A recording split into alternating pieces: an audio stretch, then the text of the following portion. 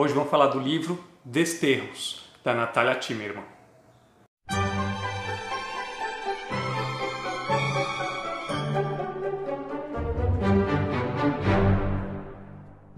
Oi pessoal, tudo bem? Eu sou o Humberto, esse aqui é o canal Literário Primeira Prateleira.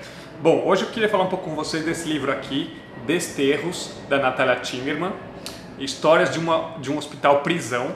A Natalia, eu conheci ela num evento de lançamento de um livro da Giovanna Madalosso, do Tudo Pode Ser Roubado, né? A gente se conheceu lá, aí depois ela carinhosamente me enviou o livro dela, então tá autografado esse livro aqui para mim. O livro foi publicado pela editora Elefante, uma editora que eu não conhecia. É um trabalho super legal, a costura, ele vem com uma sobrecapa, né? E aí você tem aqui a capa do livro. Olha, eu nunca tinha reparado que a capa são os pés de uma pessoa. E ele tem a costura aparente, tá? Então uma diagramação super bonita. Os textos, eles variam a cor do texto aqui dentro. Às vezes o texto está em marrom, às vezes o texto está em preto. A única coisa que eu lamentei, porque assim, ela é tão bonita a edição, só que ela é um pouco frágil, então de ler ela vai ficando com algumas marquinhas aqui nas dobras, nas orelhas, mas justamente porque é um livro que eu gostei bastante, então quero ter ele bem conservado para guardar ele aqui para sempre na minha estante. O que mais sofreu foi a partinha aqui de trás, ficou meio dobradinho. Isso aí é frescura de quem é apaixonado por livro, né? Bom, e essa leitura foi muito impactante para mim. A Natalia é médica, psiquiatra, e ela trabalha num hospital prisão aqui em São Paulo. Então, no livro, ela vai contar vários relatos, vários casos, histórias de vida de pacientes, de pessoas que passaram por esse hospital prisão.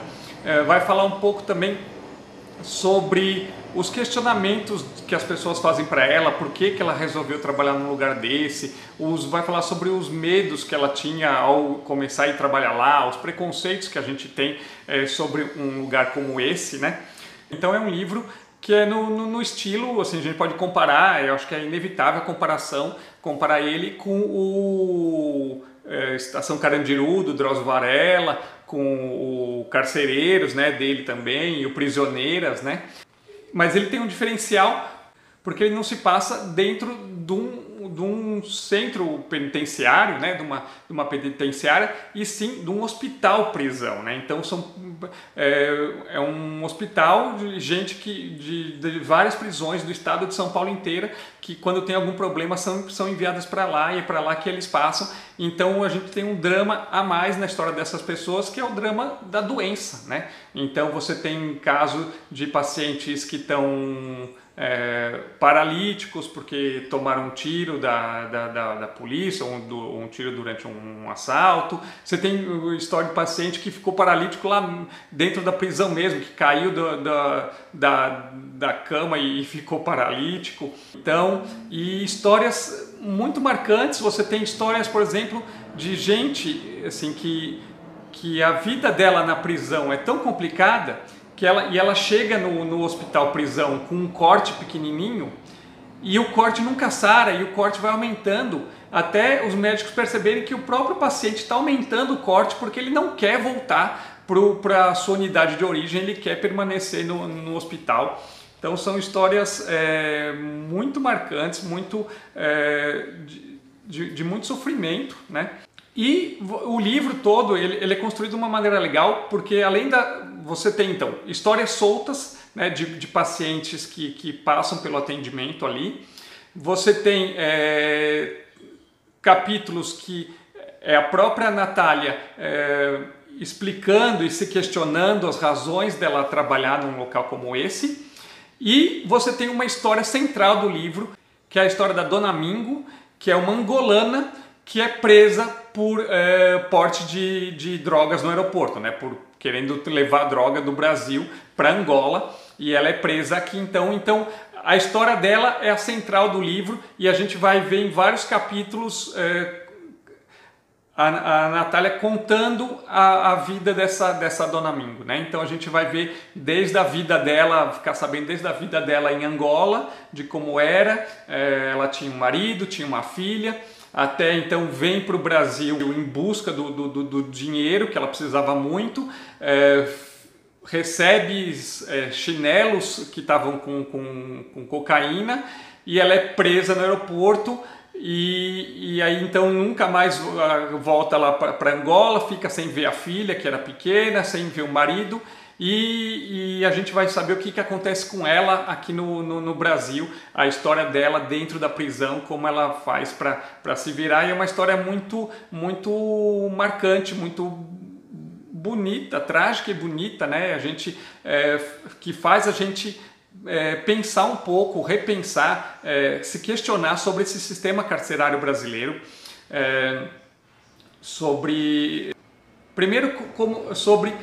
principalmente as mulheres que são presas. A grande maioria das mulheres que são presas, elas estão envolvidas em tráfico de drogas, mas de forma periférica, né? Elas entram nesse rolo por causa do marido, por causa de namorado, ou por esconder drogas dos filhos em casa. Então fica com essa sensação de que muitas mulheres que estão ali presas não precisariam passar tantos anos ali na cadeia daquela forma. Então a gente passa a questionar ainda mais esse sistema carcerário brasileiro e a forma como as penas são dadas, e a forma como a cadeia é encarada como um castigo e não como um lugar para que a pessoa se reabilite e tenha uma nova chance na vida, né? É muito presente no livro também a história das mães que têm os seus filhos na cadeia, têm seus filhos, são presas grávidas e têm seus filhos ali, e aí tem o seu direito de amamentar o filho por 6 meses, ou de ficar o filho com 6 meses. Então a gente vai ver o drama dessas mães, como é diferente o lugar onde elas ficam durante esses 6 meses com as crianças, como é outro clima ali dentro, as regras até são um pouco diferentes, e de como é a dor da separação depois desses 6 meses, essas mães terem que deixar seus filhos irem para o filho não pode ficar cumprindo pena ali com elas. Então a gente vai ver bastante sobre a reação dessas mulheres também. E eu queria ler para vocês um capítulo curtinho, para vocês terem noção das histórias que estão contadas aqui nesse livro. Tu é bandido. A maioria dos que ocupam as alas da prisão são homens jovens, fortes, de andar decidido e peito estufado. A fala malandra percorre os corredores, os gestos, as gírias, os jeitos. Homens em que sua maior parte cometeram crimes, tiveram coragem para isso, para pôr em risco a própria vida ou ao menos a liberdade. Que não temeram, ao menos por um instante, a polícia, os tiros ou nada. Que continuam precisando se esforçar para demonstrar o tempo todo sua força, seu lugar na hierarquia do crime, sua braveza. Um desses homens deu um chilique quando precisou tomar uma injeção. Gritava, suava, quase desmaiou. A enfermeira, com a seringa cheia, gotejando na ponta da agulha em riste, não soube o que fazer. Tentou convencer, tentou acalmar, mas o homem chorava, ameninado, frágil, escondendo no curvar do corpo todas aquelas tatuagens. A situação parecia não ter saída, o líquido gotejando da agulha na mão da enfermeira. Até que chegou Osvaldo, estufou o peito, engrossou a voz e disse: Tu é bandido, mano, esqueceu?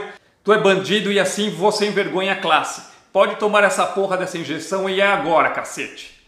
Ao que foi obedecido, e o outro, o que tinha virado menino sem coragem, teve de juntar força e reza e fechar bem fechados os olhos e se encolher todo e virar de costas para a enfermeira que, enfim, introduziu na carne macia daquela bunda a agulha fina. Então, é sempre interessante essas questões da hierarquia dentro de um ambiente de presídio, né? Mesmo sendo um hospital-prisão, das regras internas que eles mesmos se estabelecem. Acho isso sempre muito marcante, muito interessante. E uma outra coisa que me chamou a atenção também, que a Natália fala, é que todos os pacientes, todos os médicos, os enfermeiros, os profissionais de saúde que trabalham ali, a maioria, quando vai atender um paciente, um desses presidiários, não quer saber a história de vida deles, não quer saber, até para não se deixar influenciar. Às vezes você tem que atender um cara que está preso porque cometeu uma barbaridade, e isso poderia influenciar o atendimento de alguma maneira. Então a maioria não quer saber.